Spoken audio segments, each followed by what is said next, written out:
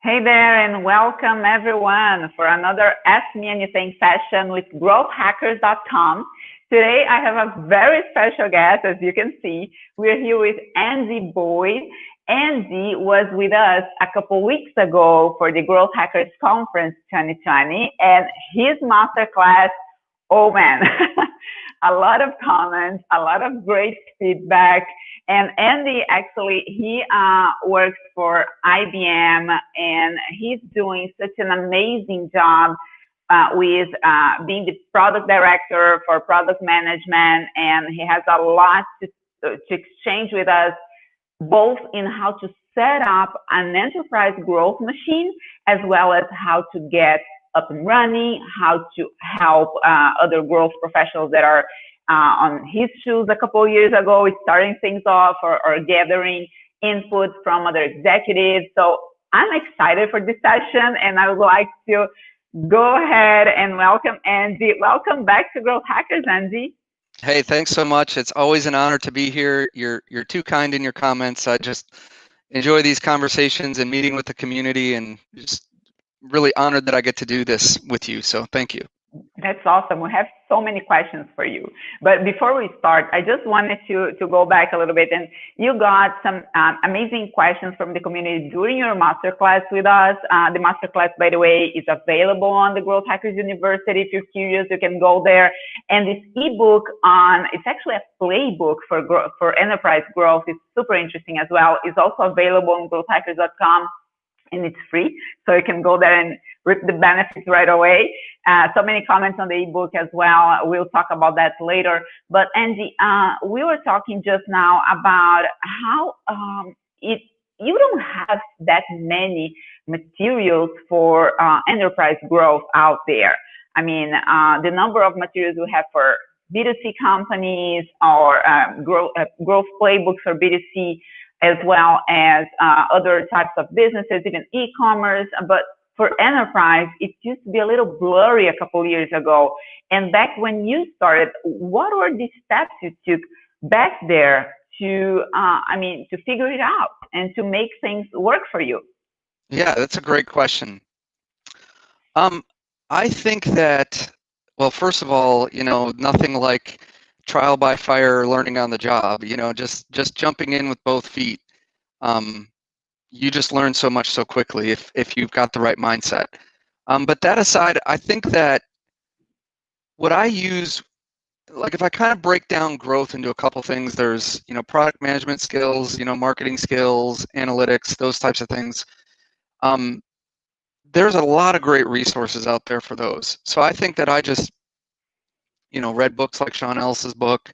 I was a big fan of, on the product side, things like the Lean Startup and Steve Blank, customer development. So a lot of things there about like user interviews and test and iterate. So I just read a lot of those kind of materials that probably in earnest were more about like product management or marketing.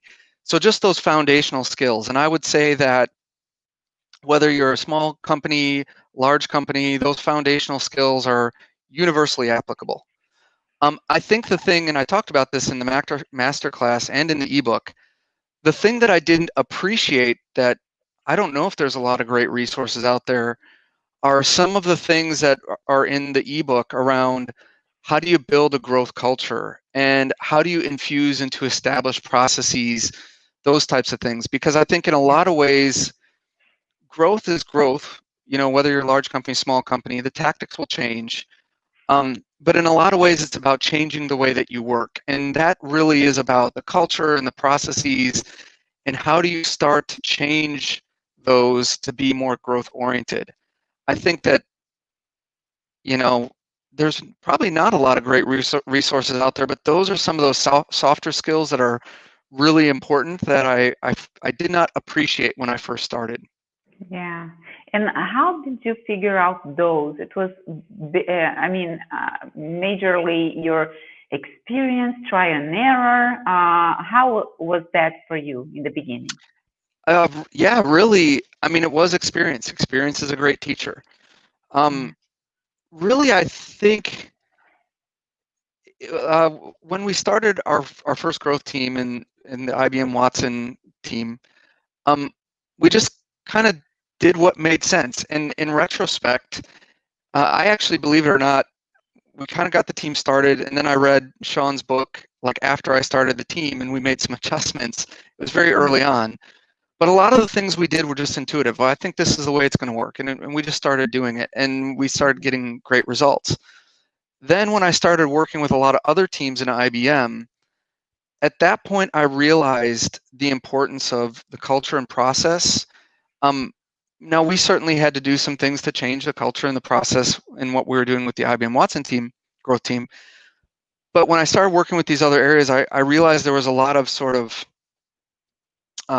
elements that were already there foundationally that, unbeknownst to me, helped enable our success. But then when I worked in a lot of other areas, I saw, oh, this is different, and this is an inhibitor. So I would say that it was really just that experience, and then kind of taking a step back and looking at, what's going on and thinking about more systemically and strategically about what you need to do to succeed versus, just focusing on the tactics and experiments, et cetera. Not like a real great answer, like where do I get the resource? But I mean, that's really just how we learned, is seeing all these different examples and scenarios, and then you start to piece together what really matters. Amazing. And we have here the link for the Enterprise Growth Playbook. If anyone here was looking for it, here's a shortcut. But I mean, Andy, if you're starting off now, like many growth professionals are in companies as complex as IBM can be, and I want to talk a little bit about that as well. 100-year-old companies, or maybe not that companies that are not out there that long, but at the same time they have like complex structures. What are the first steps, in your opinion, that they should take? Yeah, that's a great question. Well, again, I promise I wasn't intending to keep plugging the ebook, but I wrote these down to help people build their growth teams. But really, I think in the ebook we lay out a really good process. I think it starts out by declaring what is that mission of the growth team. For the most part, people think about a growth team as trying to make measured progress against a certain KPI or metric. So it's defining what that is. The second step is really getting those stakeholders all together. So it's not just the people that you need to work with. It's really the top-down support, your executives, leaders, managers, whomever it is. But once you declare that metric, you need to make sure they're bought in. But then you also need their commitment to help, provide resources and help, and their team, whatever that may be, to support you all improving that metric. And then it's about, like, from the bottom up, who are the people that you're going to be working with to really drive that. So I think those are really some of the most fundamental things. What's the goal? That top-down, bottom-up support, so you know who's all working on that cross-functional squad. And then really the next step is, there's a couple ideas, again, that we spoke about in the masterclass that are in the ebook, about then how do you get started. And I like Agile. I've used Agile in all my experiences, before IBM, in IBM. And it's really about building up that Agile backlog and running those experiments. And there's a very simple process you can follow to get that started. So I think those are like 3 real simple steps. But one of the things that's really important is, with all those stakeholders, is helping them actually really see the product and experience what a user would see. Because I think a lot of times, if your metric is something like, we want to grow sign up or acquisition, or we want to improve activation, how many people are using our products, it's really easy to talk a lot about the product and talk around the product, but not actually use the product. And I think one of the things that's really important, time and time again, I've seen this, is when you have your meetings and your playbacks, like, actually go through the product and go through the experience, because that helps that whole stakeholder team, from the top down, bottom up, really understand what the users are going through. And even better if you can have them all watch real people using your product, because then they're going to see it firsthand. And I think that those 3 steps are pretty good steps, but really making sure that you're bringing in that user perspective, helping them kind of really in a tactile way see and feel the product. It really engages and energizes people in a way that you really can't do otherwise. Awesome. I think that goes for both like C-level or people Yep. that are decision makers around you, and as well as the team. When you mean stakeholders, I mean everyone, right? If you Yep. fit into the user's shoes, definitely, and see things through their point of view, your idea of the experience you should run, what you should improve, that definitely expands. I love that idea. We have something, a question here from one of our community members that actually the audio is not okay. Is it better now? I hear you now. Okay, you can hear me now. Okay, my good. headset went out, so no problem. I can still hear you. No worries. We have a question here from Bosky Mukerjee, and actually it piggybacks, it follows what we're just talking about in terms of the metrics. And here's the question: how can a growth team be structured between product and marketing functions? What metrics can be? It's a 2-part question, by the way. Let's do this one, and then I plug the second part. But how can what metrics can be defined to measure the maturity of growth functions? That's a complex question, I think. But from your experience, Andy, how do you measure how mature your team is? How are things progressing for you? Right. So, and let me actually respond to the first part. How can the growth team be structured? And then we'll talk about the maturity.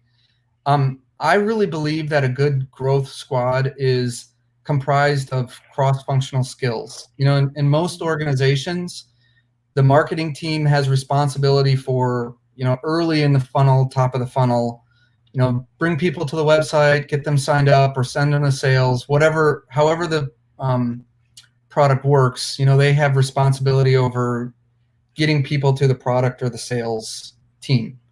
And then the product team or sales team, depending how you structure, will then take those people and then progress them through the product, through, buying, etc. So I think that in terms of structuring a good growth team, really, I can't think of an instance on any of the squads that I've either led, launched, participated in, in IBM, outside of IBM. I can't think of any one where the growth team was just a standalone team. It was always kind of a cross-functional squad where we brought in people from the marketing team, people from the product team, and we unified under a single metric. So I think that, bringing together those skills is a prerequisite. If you all fall under one organizational silo, hey, even better. But you absolutely want people with both those skills, and they can really help in ways that if you just had growth people, you just can't get. So I think it's critical to bring those skills into that squad and do it in a cross-functional way. So then the metrics for maturity, there's a couple things I would probably look at in the teams that I've led, launched, participated in. I really believe that ultimately it's about making measured progress against whatever goal that is. Typically that's a business KPI, but it could be other things like, hey, we want to validate product market fit. Whatever it is, you should see some success. If the team is working as it should, there should be a very crisp objective, and they should be making measurable progress against that goal. That's not to say that you can't fail. I think failure is part of learning. You got to have some stuff that doesn't work, but over time you should be making some progress, whatever that would mean. Mm-hmm. So I think that's number one. I think number two, I believe that something that's so important to growth is it's just learning. It's velocity of learning. So if you have a goal that says we're just going to improve this number, you're going to work to improve it. But I like to say, goal one, you're going to improve this number. Goal two, you're going to have some sort of velocity goal. You're going to launch X number of experiments. And I think the reason that that's important is this whole notion of like incremental progress. Yeah. You know, if you keep getting a little bit better every day, the way that those gains compound upon each other are really valuable. So I always like to give my teams a metric around velocity, because it forces them, even though it's kind of an activity-based metric, it forces them to learn and to be iterative.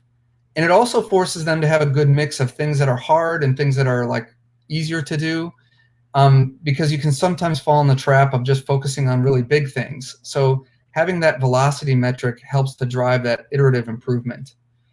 Definitely. And I think that's something we talked about during the conference as well, right? Yeah. Many of our speakers spoke to that minimum experiments per week or per month that it should be running. And it really not only impacts the velocity or the team improvement, as it also impacts the ultimate goal that you might have, your North Star metric, because the more, that's the only correlation actually found on comparing high performing growth teams and teams that are not quite there yet. The only thing that we noticed that from teams that succeed and teams that bring the bottom line impact that they are working for and teams that are not there yet is the amount of experiments they run. Yeah. The amount of experiments run per high performing growth team is definitely higher. Yeah. And I agree 100%. And I think that a good, you know, those are two of the metrics I'd be looking at. And I think that maybe there's probably two other things I would look at to measure the health. One is, you know, again, you heard me talk a lot about collaboration. I've always viewed our growth teams as partners or collaborators. You know, something that we would say is like, you know, think of us as an extension of your team. Like if we didn't, there were growth teams I led that I was responsible for the product actually and could make the decisions, but there was a lot of other ones where we were not responsible for the product that we're changing, and we have to work with them to do that. So the other thing that you really want to look for is when you go talk to those other team members, you know, product managers, marketers, whomever, you want to hear them saying like, this is a great team, huge helping me, you know, improve my business, improve my product. You want to hear that they are a valued partner. I think that's also really important for a mature, good growth team. They should be making measurable progress, have good velocity, and they should be really viewed by anybody that they're working with as a trusted collaborator. You know, like they're just an extension of the team. I think that really demonstrates a good, healthy growth squad. That's amazing. Actually, we have a question here from Kimberly Lombard that is a great follow-up for that. She wants to know, what are the key differences between managing a team that doesn't report to you, like engineering, design, QA, versus managing a team of PMs that actually report to you? What are the difference on on your routine, on a daily basis for a growth manager? Yeah, I think it's another great question. I would say first and foremost, people will lead somebody whom they respect. Mm-hmm. So whether those people report to you in an HR function or, you know, your peers or colleagues, whatever it is, you have to really earn their respect. I mean, there's no way around that. And I think growth people, product people, I mean, I've done marketing and then I went into product, so I have experience in both. But I really believe that the thing that really earns respect on product and the marketing side is people who have a really good understanding of customers, really good understanding of the business. So for all those other functions, you know, design, engineering, whomever it is, like if I were starting a new team, I would want to be the expert in what the customer thinks, wants, needs, etc. And I really need to know numbers of like how those changes in the product are going to drive the success of the business. So that doesn't matter whether you lead the team or if those people report to you. I think the other probably difference is when they report to you, you have to deal with all the HR stuff. So if you are their manager, then there's all, and I'm, I could go on and on for hours about this, and there's lots of great resources, but you just need to make sure you really do right by your people. You need to sort of take a step back.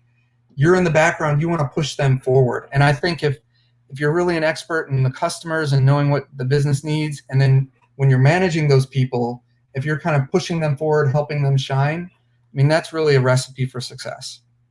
Definitely. Yeah. I mean, if you're in a position of leadership, wherever you might be, definitely the responsibility is not only with the KPIs, definitely it's with the people there and their KPIs and how they are succeeding and the path they are actually, how they want to move forward with their careers. And I mean, we can do a whole other AMA just about that. I would love to. Agree. Yeah, we have another question here from a friend of ours, Guilherme Gomez, works for Volvo Cars, and Guilherme was here with us for another AMA back, I think it was a couple months ago. He actually mentioned your ebook, by the way, during his AMA. I actually saw it. Yeah. It was awesome. Cool. So yeah, Guilherme wants to exchange some ideas here with you. He says that he's seen a few large organizations started adding many growth teams in the organization, where some are only responsible for a specific product, unit, or area, which in a sense makes sense to do the size of that specific company. But in a counterpart, it's not really aligned with the growth hacking playbook, as we can say. I mean, having the whole org into growth. What are your thoughts about that? How they can holistically go across all silos? I mean, it's a very loaded idea here. Yeah. I know that there are steps in terms of where do you start over where do you actually want to go, right? Right. Well, we've experienced this a lot. Well, I've experienced it. Again, prior to IBM, I worked in companies where I was responsible for a portfolio of products. In IBM, I had responsibility over portfolios and increasingly larger portfolios. So I think my answer is, or I think the question is, you have a growth team responsible over a large set of products. How do you do that? And I think the answer comes down to portfolio management. I mean, it starts with what's your objective. So a really simple example might be, hey, we want to get more daily active users and we've got 5 products. So the way I've typically handled that would be, okay, if the objective is just grow total active users, you probably have one product that is sort of a leader, has more users. So then you would start to just tier the way that you work. So you might say, okay, let's focus on things that if we improve this, it will just improve every single product in our portfolio. And then you might have a tier, and that's really where you want to focus. But then you might say, we also have this product that's our number one product. It's getting most of the users. So you might do work that's very specifically tailored to that one product. Tier 2, we're going to focus on anything that's, hitting our leading product. And then tier 3, it's like, we're just going to kind of ignore everything else until we make progress on these other things. So, product over here, that's important, but we're going to focus on the whole portfolio or individual products. And this one's not our priority right now. Mm-hmm. And it's really just about prioritizing. That must be very aligned with the strategy as well. Sometimes you may have a new product that you need to work on it like really hard, as others can, they're moving, there's always room for improvement for sure, but if things are working better for one product versus another one that is more strategic, maybe for the market, maybe because it's a new product, maybe, for the timing, we definitely saw that with many companies during this past few months after everything changed and a new normal established with COVID. Many companies changing their products really fast, pushing products that were otherwise not so hot and suddenly became very, very important. And so even the strategy and the priorities may change fast, right? Absolutely.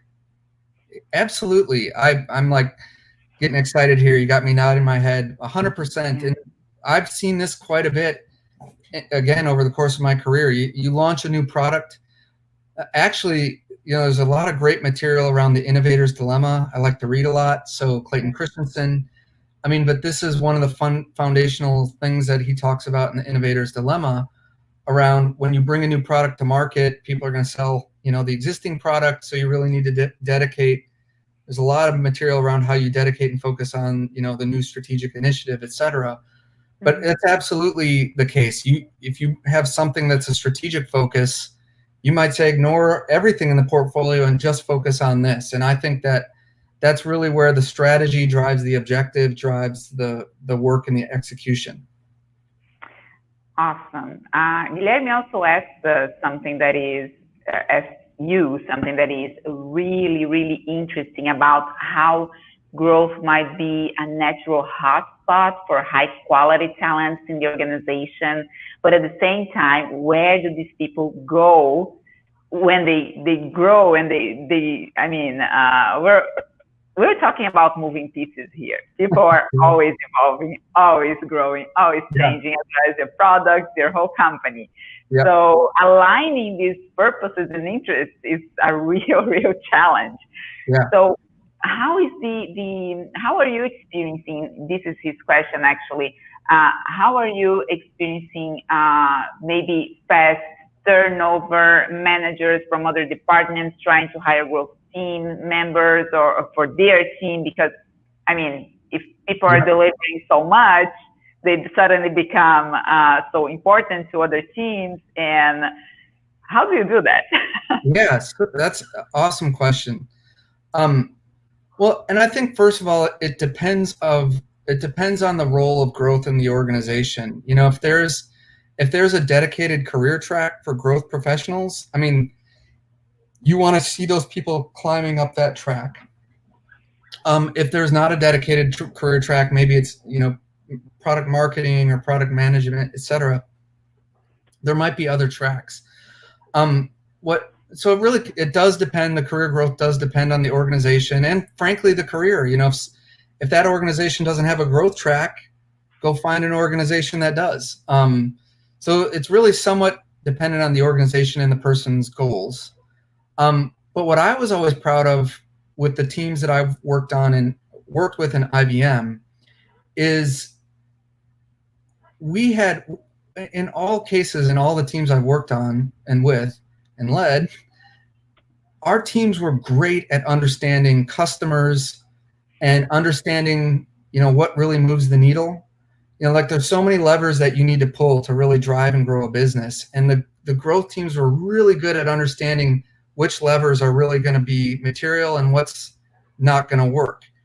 And so those people just became very valuable in terms of learning how to build and grow products and build businesses. So I was always really proud of the people that I worked with in so many cases. We'd start working with other teams, and then all of a sudden, a few months down the road, that team's like, hey, I want to hire this person because they're great. And I was all for that. Like, I felt like that was, job done for me because they really learned a lot of valuable skills. They were viewed as being valuable to, peers, colleagues, et cetera. And that's what it's all about. And I like coaching and developing people. So it worked well for me because, then you bring in somebody else and do that same thing over again. So that's the way that it worked with me. But again, every organization can be different. It just depends on the dynamics. Do you think that this is a skill that most growth managers or growth leaders should definitely develop? The leadership muscle, the ability to bring people in and actually coach them, train them. It is a very new market overall. So people come from different areas. They have a bunch of skills for sure, but also a lot of room for new learnings and even the mindset of growth is something that in many cases needs to be taught for many people out there, both in the organization and in the market outside. So What do you think about that? Is this something that is not going away for a while? You need to be able to recruit, train, onboard, and then create this growth journey for every single team member. Yeah, absolutely. I mean, this comes down to, well, actually, I'd say it like this. There's a quote I've heard. I don't know who said it, but somewhere along the line I heard, people don't leave companies, they leave, bad managers. And I think at the most fundamental level, the growth leaders need to be great people managers and great people leaders. And it's all about identifying talent, bringing them in, coaching and developing those people. Those are leaders that people want to follow. So I think that those skills are critical. I think it's also really important for growth leaders. You don't have to be the growth expert. Like, I don't have to be the world's foremost expert in how do you optimize something, like a website or a product, whatever. I need to know enough about the job that I know what my people are doing and can speak credibly with them and translate between different areas of the business. So I need to have that foundational growth skill, but I don't need to be a better growth person than the people I'm hiring. In fact, you probably want to hire better people than you, to be honest. But that's really important. If you're brand new to growth and you're newly appointed in a role, you need to learn how to do the job a little bit so that you can better help your people.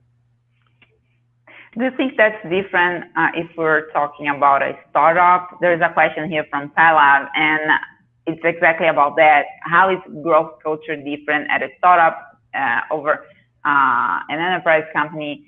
And maybe that's what you were touching right now. It's something that might be a little bit different, because if you're working for a startup and your role is in growth, maybe your technical skills, you have to do a lot by yourself in the beginning, at least. Yeah. I think for sure. I think, every startup is going to be different, but I think for sure the sort of stereotypical startup is, like a few people, 3 or 4 people starting a company in their apartment garage, whatever. And probably you're probably not going to have a team. You're going to be doing most of the work yourself. And then as it grows, you'll start to, rise up, and then other people come in and take over some of the tasks so you can do higher level tasks, etc. So, that's certainly the stereotype. So I think that as far as the culture, a lot of the stereotypical startup cultures are very data-driven, experimental. It's just the way that people think about technology and software these days. So I think you have a good, rich environment for that. But I think that there's also a lot of things that you as the growth leader, again, I talk about it in the ebook, I think there's a lot of things that you as a growth leader need to really push and embrace and enforce, because culture doesn't just happen. If you really want that growth culture, you're going to need to influence it. I would say the difference between a startup and an enterprise is the enterprise has a very well-established culture, and if it's a large organization, there's probably a lot of subcultures. But if it's a new organization, there is a culture that is there. Whether it's being deliberately formed or not is the question. And I think that the mistake would be to enter in thinking you don't have to do any culture work. I think as a growth leader, you should be very aware of the culture and work to influence it towards what you need for a good growth team to flourish. That's awesome. I 100% agree. I think culture is always there. It's a matter, it's your job to identify it if it's not yet out there, and even find your path if it is already there. And Pallav has a follow-up question that touches a little bit of that for us. How do you bring old school management to this new way of doing work? Yeah. we hear a lot, oh, you say growth meeting, I hear is sprint meetings, but people have been using these same types of tools to do different things over time. But what growth brings that is actually new sometimes repels people instead of bringing them into their close space. Yeah, man. Well, we could spend a whole hour on this topic. maybe I would start with 1 or 2 pointers to bring the new way of work into the old school. I think that probably the first place that I would start is, and actually I should say, there's a lot of people that are very open to these new ideas and experimental and using data. I mean, there's so much out there now around this, and management reading materials, that I think you'd be hard pressed to find people that didn't generally understand it. But if I were in a new growth role and I had a very traditional management team, I think I would probably, the first thing I would start with is I would just start sharing things that worked and things that didn't. The tendency in this stereotypical old school management is that you only filter good news up to the top. But I think that one of the key foundations of growth is really about learning. And to me, something that works is a data point. Something that doesn't work is a data point, and you need both of those to really learn. So I think that if I were in this old school management scenario, the very first thing I would start to do in the meetings I was in would start to share, we did these 5 things, these 2 worked, these 3 didn't, and really start to build a culture of transparency and sharing things that worked and things that didn't, because those are data points that we need to make decisions. Now the caveat is, and I think I spoke about this on the masterclass, the caveat is you can't just say, I tried this thing that didn't work and hey, fail fast. Like, that won't work. You need to, if you try something that doesn't work, you need to have, we did this thing, it didn't work, here's why, here's what we're doing next. Like, that's what you need. So that first thing is that transparency of really sharing the things that are succeeding, the things that are failing in an open, transparent way, and being able to discuss. I think the other thing that I would really work on to get the management team understanding the value of growth is starting to showing the data behind the things that you're doing and how that's improving the business. Like, again, you start with that high level KPI. We're trying to improve this number. So we did these 3 things, and look how, like, this is that number moving up, and these 3 things are the things that drove that. And then you can kind of drill down into what that was. Here's A, here's B. People really love to see and dive into those examples. This is what we observed. This is what we tried. This was the result. That sort of experimental process. But then tying it back to how it's actually driving the business, so that they can see you're not just bringing like interesting trivia. The stuff you're doing is actually helping to move the business, and you're learning why it's moving that. I think connecting that's the other thing I would really focus on. And that will give you that environment for people to be more experimental. Hey, well, here's something we think. Let's try this. We know these other things are moving the business. So I think those are probably the 2 areas that I would start on. That demands a lot of vulnerability as well, right? Like your skills to bring and to be vulnerable enough to talk about working. In growth, you have to be resilient. Of course, the majority of your experiments won't work, and that's okay. That's a sign you're taking risks. Yeah. Otherwise, the company wouldn't even, maybe the types of experiments you're running, if they're not failing, there are maybe just small projects that would go anyway. Yeah. So maybe they're not relevant enough to move the business. Yeah. So if you are taking risks, if you are failing, bringing them up, that takes a lot of psychological safety. That means the team feels comfortable to talk about the mistakes that happened, or maybe even the wrong ideas you had, and how you are actually in the process of elaborating new ideas with this data. Yep. But man, that doesn't happen overnight. Yeah, I think that's a very astute point.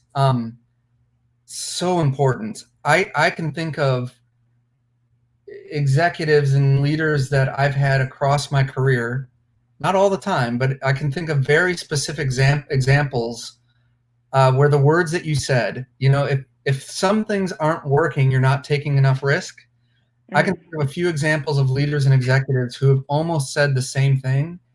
And if you're working for somebody that thinks like that, you're working for the right person, because that takes a very aware and enlightened person to think like that. But that's really what you need to succeed.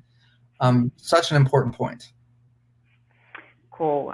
We have another very loaded question from Glenn Harper, but I think it's a very important one as well for us to move forward. Is there some universal truth about product management that's emerged to you in terms of people, processes, culture, without which the teams would just doom to failure? What are the things that you wouldn't like? This is something I learned, and I will do this for the rest of my days. Are there boards that you have printed and hanging on the wall? Great question. I mean, there's a lot of things I think of, but the first thing that popped in my head when I saw the question, and I kind of mentioned it before, it's the idea of watching your users use your product. I mean, I've said a lot of times in the past, you know the difference between a good product manager and a not good product manager by if you hear them saying things like this, I want to see it. Can I actually see it? Can I see the real product? Can I watch our users use this? I mean, that's really the most important thing, is being in tune with how people are really using the product. One of the things that I've gotten to experience with IBM is we have this great capability around design thinking. And we have a great program around it and a lot of great educational materials and a great team who are training across the organization. And one of my favorite things to do, if I was starting on a product today, and this is something I've learned from the design thinking people, and there's so many great techniques in that, but one of my favorite things to do is a study where you would say, what's the job to be done? So if I was going to build an app, like a mobile app where I have a budget on my, keep track of my personal finances, and, the person using that app has to set up a budget and then check it weekly, daily, whatever it would be. So what you would do is you would say, you go find 10 people who would use your product. You say, hey, here's the scenario. You need to set up a budget. You're looking for a mobile app. Here's our company. Here's our product. Go out and research it and use it like the first time you were going to use any product, and then you just sit and watch. You might have to prompt them here and there, but you actually watch them do that job.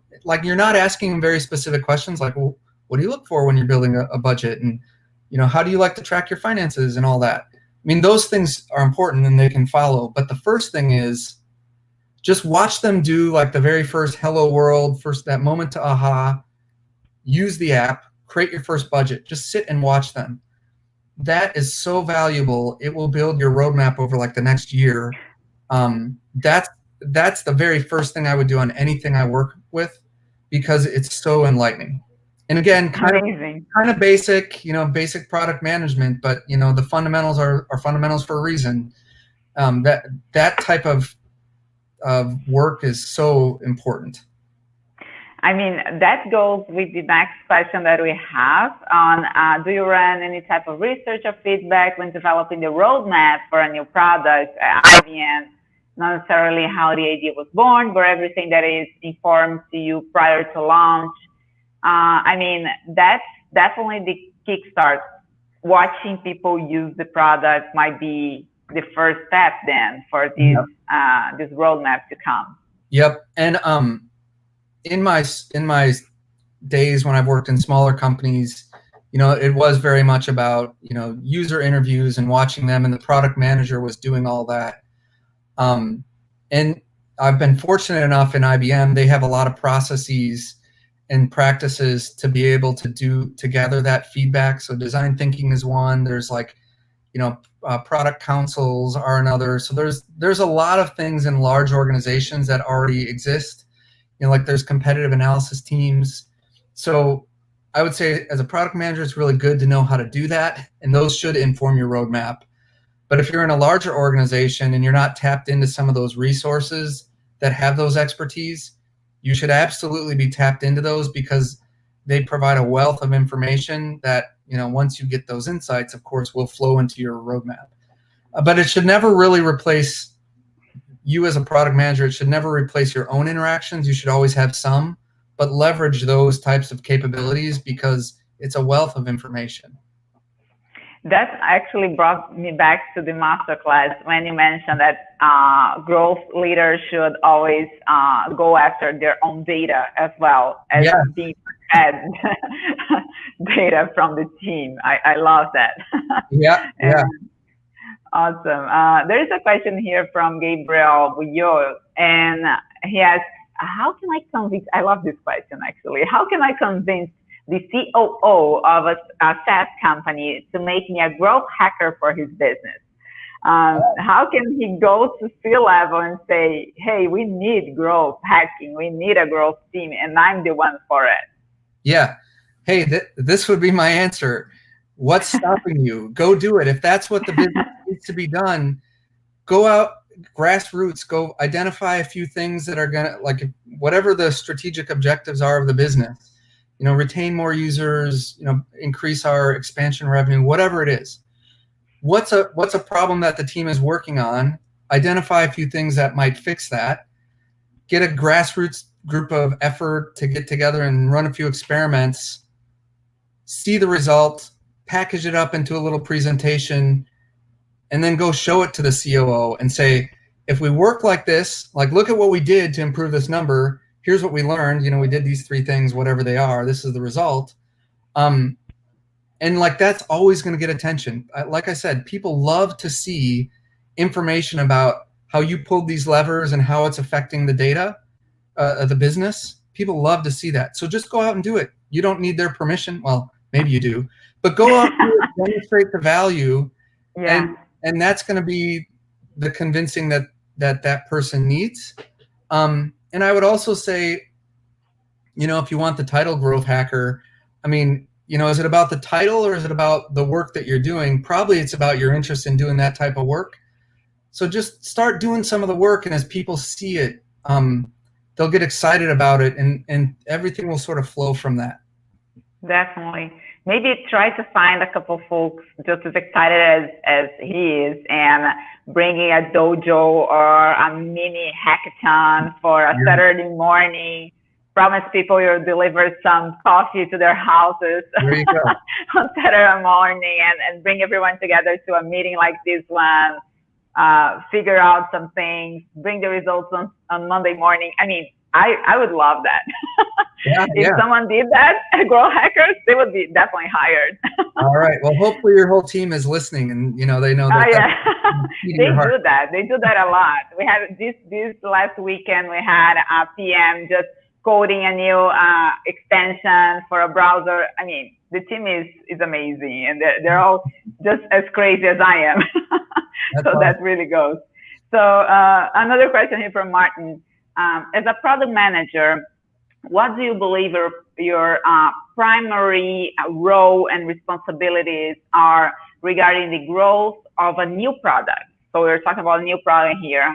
How long do you typically work on a product? Do you work on a product for its entire, for the product entire life, or do you actually have a timeline on up until when growth is important to that product timeline? I mean, I have my answer, but I want to hear yours, Danny. Yeah, well, that's a hard question. The first part, I believe there's a saying out there, this is not me, but I fully embrace it. I believe that as the product manager, you should act as if you're the CEO of that product. So, the buck stops with you. Like, you're not just responsible for coming to work and log in requirements. Like, your job is to grow that business and grow that product, whatever that means. If it's growing revenue, or if it's a product that people are using for other reasons, part of like, an airline app, I want to check my flights, maybe you're not making money off that, but it's part of the experience. But anyways, I think your responsibility of the product manager is you're the CEO of that product. Whatever the objective is for that product, you take full ownership of it. I love that.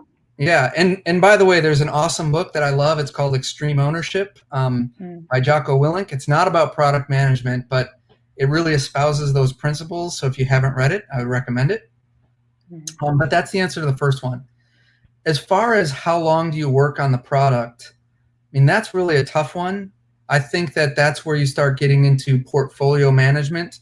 I love, again, I read a lot. So Jeffrey Moore, he has like the technology adoption life cycle. And it's really about knowing, you know, if this is the life cycle, you know, you introduce a product, it scales, and then it starts to decline. You know, where are you on that curve? And if things are going down, then you need to like pull out investment, you know, milk that, make it more efficient, and then be launching the next thing that's going to be launching, so that as one is going down, you got another one going up. And I guess my answer for how long do you work on that product is, it's kind of a strategic question around where is it on that life cycle and what are your strategic priorities? Yeah, so the question goes back to Martin. Yeah, I think everyone needs to take a deeper look into their market, and the customers will answer, definitely. Yes. We have another one here from Angelo. What's the best way to analyze a growth experiment so that the results are easily understandable to others on the growth team, and maybe even others in the whole company if you're reporting to people outside of the growth team? Yeah, that's a great question. I wish I had an example I could pull up on the screen, but I don't have one handy here.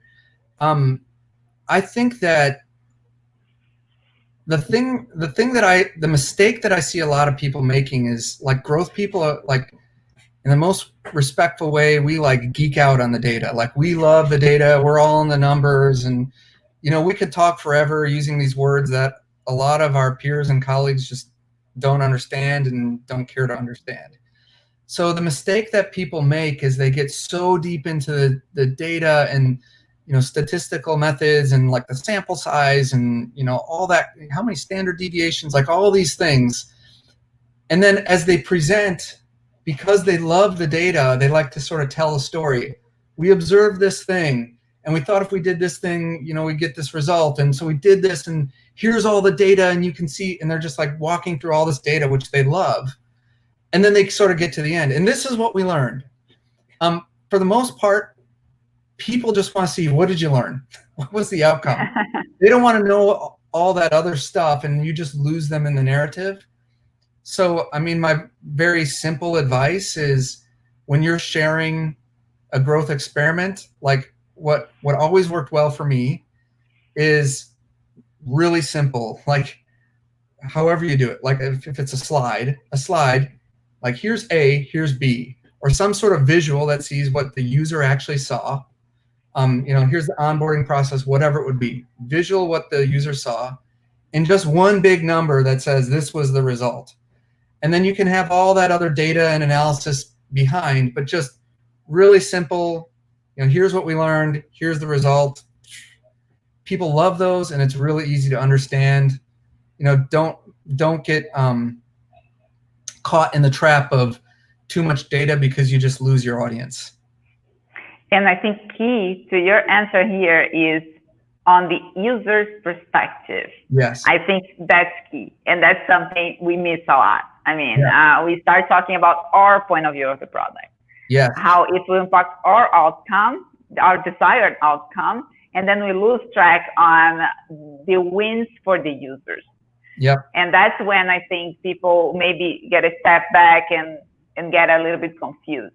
Yeah. I mean, but how would that go in real life, right? Yeah, I agree. And I mean, I guess it's been a pretty consistent theme throughout our talk here. It's always coming back to the user's perspective. Yeah. I mean, you know, it's so critical to everything that we do. Yeah, but sometimes when we are, especially when you're talking about our own process and reporting in-house and talking to our team, sometimes the user is someone like out there. We don't even remember her. Yeah. But we definitely should. I had this team, one of our customers, they actually printed a picture representing the user and like a persona with all these skills and her name and age and what she did, and they printed like a a big picture and include it in their room, in the office, of course, when they went to the office, and they would include her all the time in the conversations. It became, of course, it became some like sort of a silly moment between them, but at the same time, the user was there with them in the room. Awesome. That's a great story. And I think too, there's so many good resources. I'm a big believer in design thinking. There's so many great resources available, and IBM has published some actually around design thinking, which help you get inside the mind of the user and the experience. So many great resources out there. So for the folks who are listening here today, if that's a topic that you haven't explored, definitely spend some time researching that, because there's a lot of great material out there. Awesome. We have a question here from Chirstoph. It's a light one, but I want to expand a little bit. Chirstoph, as a SaaS business, how do you keep track of your daily active users? And the follow-up to that is why daily active users is important to SaaS? Why not tracking only revenue, for an example? Yeah. Can you expand on that? Yeah. So it's kind of a hard one to answer, because there's like a technical, how do you answer it? But I guess I would just say this, like the visual I don't know if this is what Chirstoph is looking for, but the visual I like is sort of a cumulative count. Like you see a lot of graphs in like Google Analytics or whatever you might use that just show like the daily number. But I actually like to use a cumulative one, because then it builds, so you can see how the total active daily users is growing over the month or whatever. And I like to basically track 3 lines. And I do this for a lot of metrics, whether it's like revenue, daily active users, daily paid active users, whatever it would be. But I like to show cumulative last month, cumulative this month, and then cumulative where we were this month last year. Because when you see those 3 lines, you can see if I'm trending ahead of last month, I know I'm growing month over month. If I can see I'm trending, today, this point in time, over last year, the same point of time, I can see how far I've gone in a year. And I really love that view, because just in an instant, you can quickly understand exactly where you are with regard to whatever KPI you're tracking. So I don't know if that's what Chirstoph was looking for, but that's just personally a visual I like. And then I think answering the question of why track daily active users, really it's going to depend on what your business is as to why that's an important metric. I'm trying to think of an example, but I can just say abstractly, like there's a lot of businesses like a Facebook and a media company where the more people they have using their app at any given point in time, the more ad impressions they can serve. Now, I know Facebook does a lot besides ads, but for their ads business, the more active users there are, the more impressions they can serve in inventory, and that drives their revenue. But like there are other products out there that might be like batch oriented. Like if you have a payroll kind of software, for like most of the days out of the month, nobody's going to be in the software, and all of a sudden when they do payroll, they're going to get in there, do everything, send out checks. Daily active users doesn't matter at all for that product. It's like monthly active users probably. So I think that daily active users is an important metric for a lot of businesses, but it really comes down to what's your product, what are the metrics that are meaningful for that, and like that's the way I would think about how you measure your SaaS business. And the last thing is, probably a lot of folks know this, in a SaaS business, one of the most important levers for driving growth is retention. Keeping existing users and actually expanding their use, etc. So if you're in a SaaS business, those are the kind of metrics you should actually be looking at. Yeah, and I was going to ask you that. What metrics do you usually recur to talking about retention? What are the types of metrics you like to look? Yeah, that's a great question. For retention, I like to look at, there's a number of different levers, again, depending on the business, there's a number of different levers that affect retention. So there's how many people are exiting the business or the product, how many people are decreasing their usage, and then how many people are like increasing their usage. So I like to have sort of a combined score that shows all of those, because if you're increasing more than what you're losing, you're growing. But understanding those three splits helps you understand what's going on. So I like to look deep into those splits, but at the end of the day, it's about, taking your existing install base, keeping them, adding them, more than what you're losing. Definitely. And that can bring you some qualitative questions too. Like, we are growing, but still we have these people living the product. Why are they living? Where are they living? What's happening? And then you have a bunch of growth experiments to run there as well. For sure. Yeah. And retention is one of the hardest metrics to influence in the short term, because so much of it is tied up into customer satisfaction with the product and how good of a job it does at solving whatever problem that customer is using it for. So it's a hard metric to influence, but that doesn't mean you should shy away from it. You really need to understand it, but it is hard. Especially in SaaS. Especially in SaaS. Definitely. Definitely. Angie, you've been here with us for over an hour, so I promise we'll be quick here. We have time maybe for a last one. We still have some more questions, but we can always go back to them on the AMA page.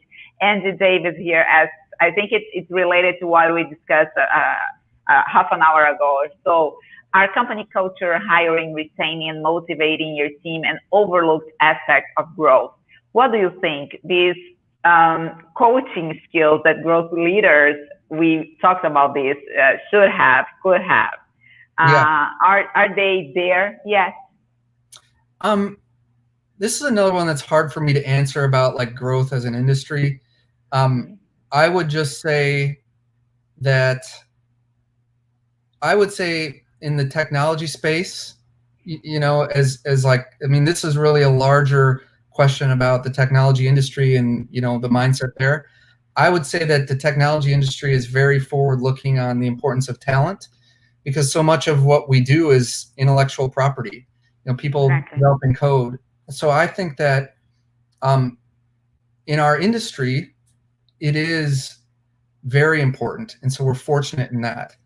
But these things kind of tend to matter more locally than they do industry. So I would say, for whomever asked that question, if you feel like you're in a role that doesn't value hiring good people and retaining them and developing them, go find somewhere else to work, because you will be referring to my earlier comment. People don't leave companies, they leave managers. Like, there's so many great opportunities for skilled people, and if you're not happy in your role, you're not appreciated, and your company isn't trying to develop you, find somewhere that is, because there's plenty of opportunities out there where that exists. Definitely. And I think to work with growth, I feel so pushed to grow myself as a person, as a leader.